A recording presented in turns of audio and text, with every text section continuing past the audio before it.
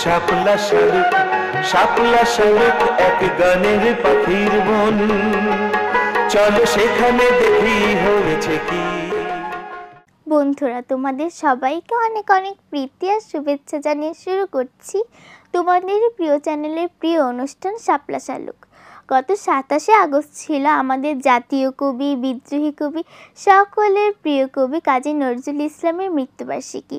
সেই উপলক্ষে আমাদের জাতীয় কবিকে নিয়ে সাজানো হয়েছে আজকের শাপলা শালুক। বন্ধুরা, আমাদের জাতীয় কবির স্মৃতির প্রতি গভীর শ্রদ্ধা জানিয়ে শুরু করছি আজকের শাপলা শালুক। আজকের শাপলা শালুক কী কী বিষয় নিয়ে সাজানো হয়েছে তা জানিয়ে দিব আমি আদিত্রি।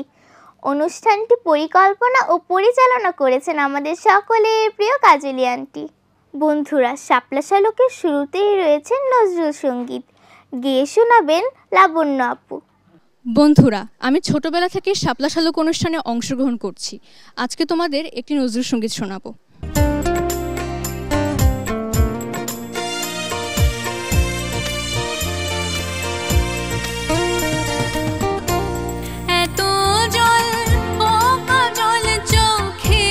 পাশানি আনলে বলো কে, এত জল ও কাজল চোখের পাশানি আনলে বলো কে, টলমল জলমতির মালা দুলিছে ছালোর পলকে, এত জল ও কাজল চোখের পাশানি আনলে বলো কে।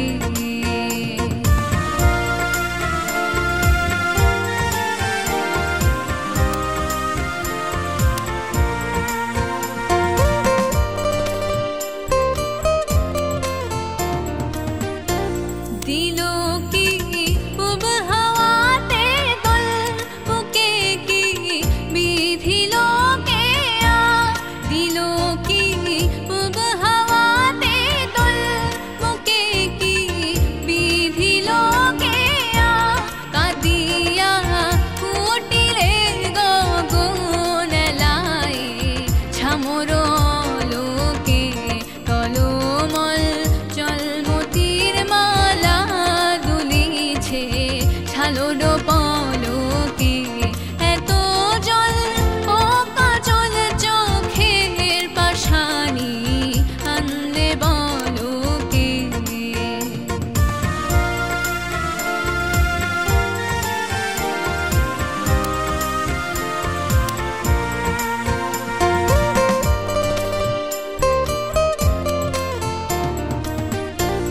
চলিতে কইছি কি হাতে, বিধিল কইছি কাটাতে, চলিতে কইছি কি হাতে, বিধিল কইছি কাটাতে, ছাড়াতে আঁচলে কাটা বিধিল হিয়ার ফলকে, টলমল জলমতির মালা দুলিছে ছালোর পলকে, এত জল ও কাজল চোখে পাশানি আনলে বলো কে।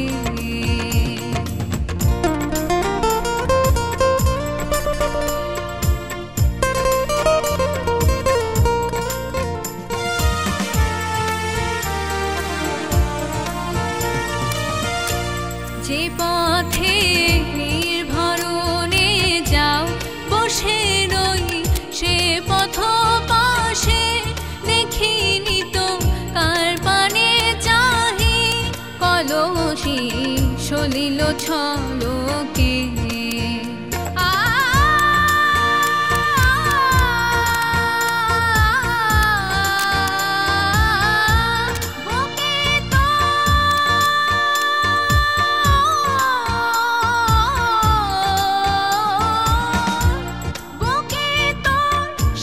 সাগরের জল পিপাসা মিটল না কবি, ফটিক জল জল খুঁজিস যে ঠাই কে বলি, তোরই তো ঝলকে, টলমল জলমতির মালা দুলিছে ঝালর পলকে এত জল বোকা জল চোখের পাশানি আনলে বলকে টলমল জলমতির মালা দুলিছে ঝালর পলকে এত জল বোকা জল চোখের পাশানি আনলে বলকে পাশানি আনলে বলকে পাশানি আনলে বলকে। বন্ধুরা, এবারের পরিবেশনায় রয়েছে জাতীয় কবি কাজী নজরুল ইসলামের ছবি আঁকার প্রতিযোগিতা। বিচারক হিসেবে রয়েছেন চিত্রশিল্পী নাজমুন নাহার মুক্তা। শাপলা শালুকে এখন রয়েছে আমাদের জাতীয় কবি কাজী নজরুল ইসলামের ছবি আঁকার প্রতিযোগিতা। বন্ধুরা, তোমরা একে একে তোমাদের নাম বলো। রোদেলা, ওদের নামের সাথে পরিচয় করিয়ে দাও। বন্ধু, তোমার নাম বলো। সাফওয়ান, সারিনা, স্বপ্নিল, সংযুক্তা, নৌফেল, নুসরাত, মিথি, মাশরিক, নিটি, সারা, নৈরিতা, ইসরাত, ঝিরি, জায়ান, জান্নাত, আরশ, হামজা, তাহমিদ। বন্ধুরা, তোমরা শুরু করো।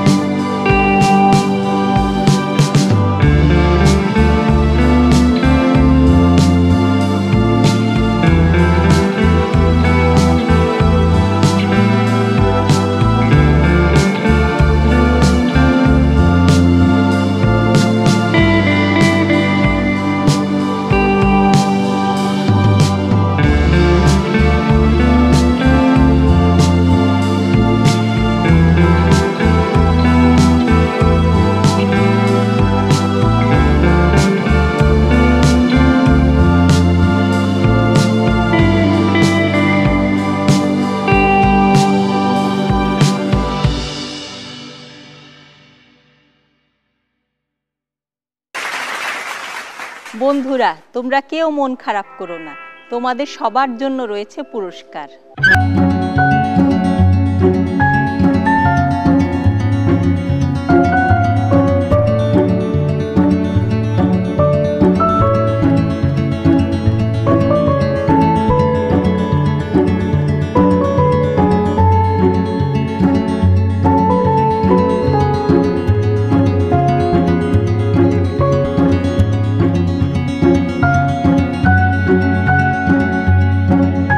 রুবা ফারুক আপাকে ছোট্ট করে কিছু বলার অনুরোধ করছি।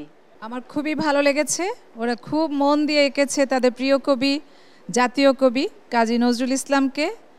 একটা জিনিস খেয়াল করেছি, ওরা সবাই জানে যে তাদের প্রিয় কবি ঝাঁকড়া চুলের বাবরি দোলানো মহান পুরুষ। প্রত্যেকের ছবিতে দেখা গেছে তারা চুলগুলো খুব সুন্দর করে এঁকেছে। আমার খুব ভালো লাগলো তারা এত সুন্দর করে যে পর্যবেক্ষণ করেছে কবিকে এবং এই আঁকার চেষ্টা করেছে। আমার মনে হচ্ছিল আমি যদি এরকম আঁকতে পারতাম। তোমরা যখন আঁকছিলে আমার তখন মনে হচ্ছিল আমিও তোমাদের মতো যদি ছোট্ট হতে পারতাম, এখানে তোমাদের সাথে বসে ছবি আঁকতে পারতাম, কি মজা হতো। আজকে আসলে আমি তোমাদের মতো ছোট্টই ছিলাম। সবাই ভালো থাকবে, সবাইকে অনেক আদর আর শুভেচ্ছা। বন্ধুরা, এবারের পরিবেশনায় রয়েছে কাজী নজরুল ইসলামের গানের সাথে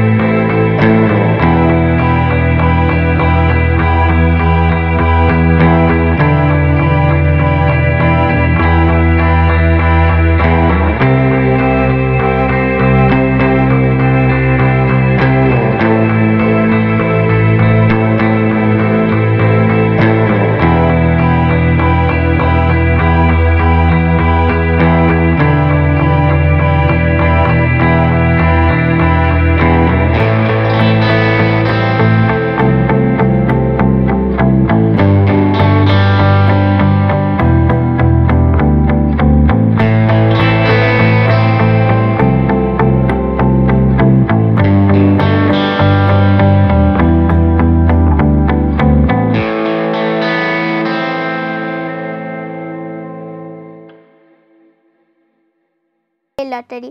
এই লটারি শুধুমাত্র অভিভাবকদের জন্য। লটারিতে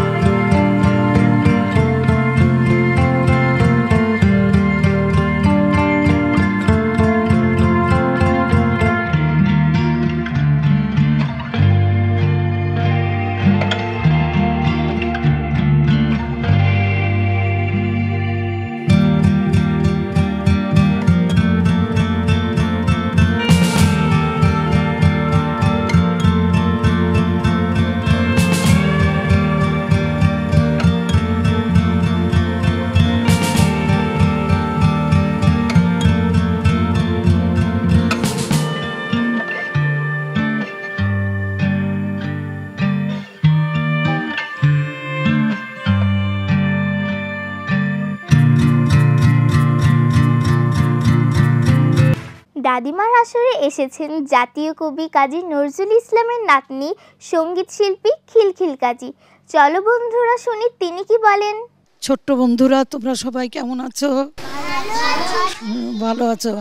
আজকে দাদিমা তোমাদের গল্প শোনাবে না। দাদিমার আসরে যে তোমরা তোমাদের গল্প শোনাই, তোমাদের কাছ থেকে অনেক গল্প শুনি, কবিতা শুনি, অনেক অভিনয় দেখি, অনেক কিছু করে তোমরা দেখাও। আজকে আমাদের মাঝে কে এসেছে দেখো, উনি আমাদের জাতীয় কবি, প্রিয় কবি।